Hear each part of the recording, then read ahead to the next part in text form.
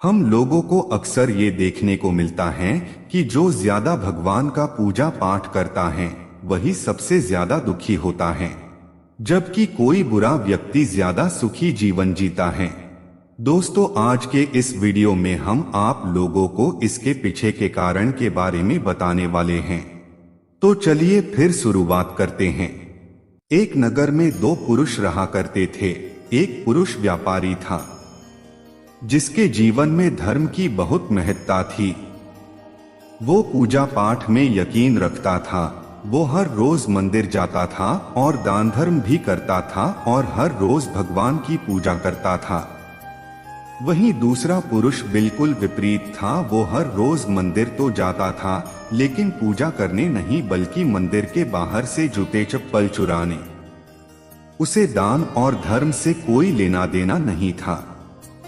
समय बीतता गया और एक दिन बहुत जोर की बारिश हो रही थी। इस वजह से मंदिर में पुजारी के अलावा कोई नहीं था। ये बात जब दूसरे पुरुष को पता चली तो उसने कहा कि ये सही मौका है मंदिर का धन चुराने का।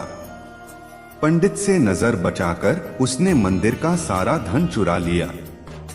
उसी समय धर्म कर्म में विश्वास रखने वाला व्यक्ति भी मंदिर पहुंचा। दुर्भाग्य से मंदिर के पुजारी ने उसे ही चोर समझ लिया और चिल्लाने लगे। वहां लोग एकत्र हो गए और उसे बहुत मारा। किसी तरह वो बचते बचाते वहां से निकला तो दुर्भाग्य ने उसका साथ वहां भी नहीं छोड़ा। मंदिर के बाहर वो एक गाड़ी से टकरा गया और घायल हो गया। फिर वो व्यापारी लंगड़ाते हुए घर जाने लगा तो रास्ते में उसकी मुलाकात उस पुरुष से हुई जिसने मंदिर से धन चुराया था। उसने कहा, आज तो मेरी किस्मत चमक गई, एक साथ इतना सारा धन मिल गया। ये सब देखकर उसे बहुत बुरा लगा और उसने अपने घर से भगवान की सारी तस्वीरें निकाल दी। कुछ सालों बाद दोनों पुरुषों की मृत्यु हो गई। मरने के बाद जब दोनों यमराज की सभा में पहुंचे और भले पुरुष ने दूसरे व्यक्ति को देखा तो उसे बहुत गुस्सा आया। उसने क्रोधित होकर यमराज से पूछ ही लिया, मैं तो हमेशा अच्छे कर्म करता था, दान में विश्वास रखता था, उसके बदले जीवन भर मुझे अपमान और दर्द ही मिला, और इस व्यक्ति को नोटों से भरी पोटली। आखिर ऐसा भेदभाव क्यों? इस पर यमराज ने कहा, पुत्र तुम गलत समझ रहे हो।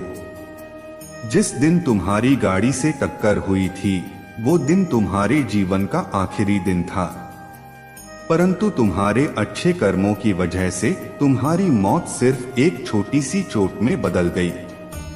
तुम इस दुष्ट व्यक्ति के बारे में जानना चाहते हो। दरअसल इसके भाग्य में राजयोग था, मगर इसके कुकर्मों और अधर्म की वजह से वो सिर्फ एक छोटी सी धन की पोटली में बदल गया। ऐसा सोचना कि भगवान तुम्हारे कर्मों को नजरअंदाज कर रहे हैं, ये बिल्कुल भी सत्य नहीं है। भगवान हमें कब क्या किस रूप में दे रहा है मनुष्य को समझ में नहीं आता है। मगर आप अच्छे कर्म करते रहें तो भगवान की कृपा हमेशा बनी रहती है। इसलिए अपने अच्छे कर्मों को बदलना नहीं चाहिए, क्योंकि उसका फल हमें इसी जीवन में मिलता है। इसलिए मनुष्य का फर्ज है कि वो हमेशा अच्छे कर्म करते रहें, क्योंकि श्री कृष्ण ने गीता में भी बताया है कि किसी के द्वारा किया गया कर्म बेकार नहीं जाता है, चाहे वो अच्छा हो या बुरा।